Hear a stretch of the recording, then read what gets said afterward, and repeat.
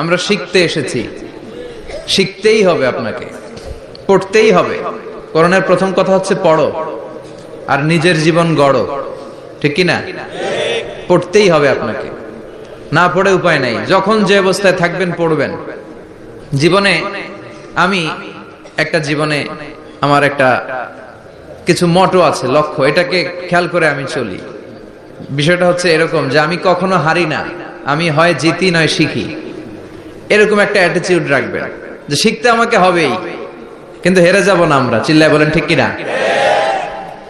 এবং শিখাটাই আপনাকে মুক্তি দিতে পারে। এজন্যই কোরআনের প্রথম কথা আল্লাহ শিখার ব্যাপারে উদ্বুদ্ধ করেছেন। আল্লাহ বলেছেন, ইকরা বিসমি রাব্বিকাল্লাযী খালাক, read in the name of your lord who has created, পড়ো তোমার প্রভুর নামে যিনি তোমায় শিখিয়েছেন। এজন্য পড়তে হবে, জানতে হবে।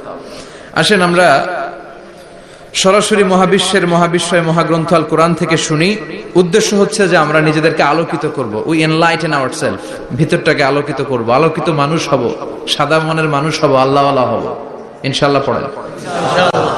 উদ্দেশ্য যদি ভালো হয় সওয়াব কামিয়ে আপনি শেষ করতে পারবেন না, আর উদ্দেশ্যে যদি ভেজাল থাকে কোনো লাভ নাই। হাবা আম মানসুরা।